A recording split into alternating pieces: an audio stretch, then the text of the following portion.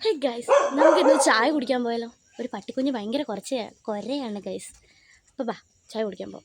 ഞാൻ ആദ്യം തന്നെ ഞാൻ ഒരു കാര്യം പറയട്ടെ. നിങ്ങൾക്ക് ആർക്കെങ്കിലും ഇതുപോലത്തെ ഒരു കസിൻസോ ഫ്രണ്ട്സോ ഗ്യാങ് ഉണ്ടെങ്കിൽ ഉറപ്പായിട്ട് ഈ വീഡിയോയിൽ ഒന്ന് മെൻഷൻ ചെയ്യണം കേട്ടോ ഗൈസ്. എന്താണെന്ന് വെച്ചാൽ ഇന്ന് വൈകുന്നേരം ആയപ്പോഴത്തേനും നല്ല മഴയായിരുന്നു ഗൈസ്. ആ മഴ അങ്ങോട്ട് കുറഞ്ഞപ്പോഴത്തേനും ഞങ്ങൾ 5 പേരും കൂടെ 2 വണ്ടി എടുത്തോണ്ട് നേരെ ഇറങ്ങി ഗൈസ് ചായ കുടിക്കാൻ വേണ്ടിയിട്ട്.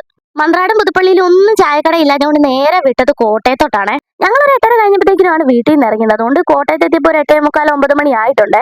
ആദ്യം ഞങ്ങൾ 2-3 സ്പോട്ടിലൊക്കെ പോയി. പക്ഷേ എങ്ങൊന്നും ഞങ്ങൾക്ക് ചായക്കട പോലും കാണാൻ പറ്റിയില്ല ഗൈസ്.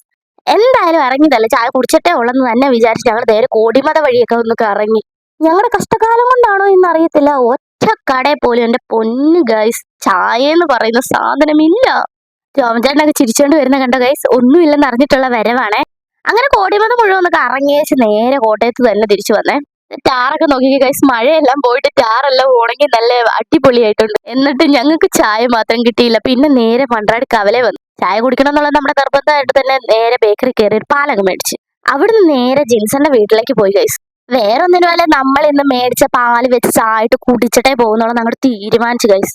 അങ്ങനെ നമ്മുടെ ദുബായിൽ നിന്ന് വന്ന ഷെഫ് തന്നെ നമുക്ക് അടിപൊളി ഒരു ചായ ഇട്ട് തന്നു ഗൈസ്. സത്യം പറഞ്ഞ നിങ്ങളുടെ കൂട്ടത്തിലും ഇല്ലേ ഇതുപോലത്തെ വെളിവ് പോയ അല്ലെങ്കിൽ കിളി പോയ കസിൻസ് ഫ്രണ്ട്സും ഒക്കെ ഉണ്ടെങ്കിൽ ഉറപ്പായിട്ട് മെൻഷൻ ചെയ്യണം ഗൈസ്. അങ്ങനെ ഞങ്ങൾ പതുക്കെ വീട്ടിൽ വന്നിട്ടുണ്ട്. അപ്പൊ അത്രയുള്ള ഗൈസ് നമ്മുടെ ഇന്നത്തെ വീഡിയോ. Okay bye.